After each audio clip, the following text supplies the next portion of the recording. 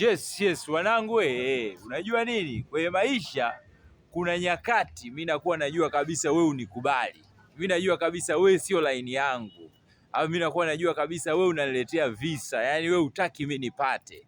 Lakini kama kuna kitu fulani mimi nakihitaji kutoka kwenye eneo ambao upo au kutoka kwako au kutoka kwa mtu wa karibu yako, bwana mimi nakuvumilia kiaina, lakini nakuvumilia. Kwa hiyo unaweza ukajiona kwamba kama we mshindi sana au ukafikiri kwamba comrade hajui kama mimi namchukia, kumbe mimi najua kabisa wewe unanichukia, au unajua kabisa wewe sio laini yangu, najua kabisa wewe unitakii mema wala nini, yani wewe ni mtu nyang'au kwangu, lakini naweza nikaishi na wewe sawa. Sasa hapa tunajifunza jambo moja, unajua nini?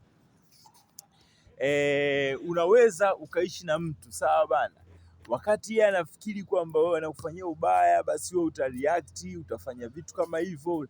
Kumbe wewe unaweza ukawa hureact kwa sababu kuna kitu unakihitaji kutoka either kwenye eneo lake ambayo yupo, au unahitaji kitu kutoka kwa rafiki yake, au unahitaji kitu kutoka kwake. Kwa hiyo sasa ukikua sana ndio unakuja kugundua kwamba vita bwana sio sahihi. Huwezi ukawa na vita na kila mtu. Kuna mtu unajua kabisa huyu ni mjinga, huyu ni mwenda wazimu, huyu ni mtu wa ovyo kabisa, lakini unajua kabisa sasa huyu mshikaji huyu mimi nikisema nimkatae, kuna mambo ndayakosa, au sio bwana? Kwa hiyo unaenda naye hivyo hivyo. Kwa hiyo mwanangu, comrade Ali Maftaa akiwa anakuchukulia poa afu unamchukulia nyang'au, usidhanie kwamba akuoni. Yani mimi nakuona wewe, ukinichukulia mimi nyang'au mimi nakuona, afu nacheka na wewe kama kawaida, afu naenda sawa. Lakini kuna kitu nakuwa nakihitaji katika mazingira uliokuwa wewe, au katika mshikaji wako, au kwako mwenyewe kuna kitu fulani nakihitaji. Sasa siwezi nikakuletea mbanga, ushaona bana. Kwa hiyo jifunze kitu, unajua bana,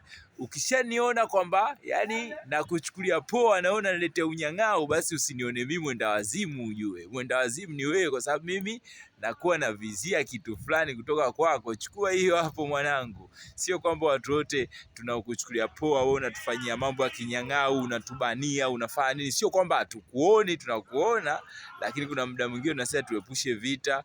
Mchukua time zako na mimi nichukue time zangu, nitengeneze mbanga zangu, nitengeneze michoro yangu ikae vizuri, nisikubuguzi na wewe unaendelea kunibuguzi, lakini mimi nakuwa nakupisha pisha, yani nakupisha pisha namna fulani. Comrade Ali Maftaa huyu hapa, nganga kisi zindi na ngwe kweli tauna na hii hapa. Leo ni tarehe ngapi? Leo itakuwa kama jana ilikuwa tarehe 9, basi leo ni tarehe 10. Karibu sana. Ndio huyu hapa tena comrade Ali Maftaa, Shamba Next wa Camstone, ndio yule tu.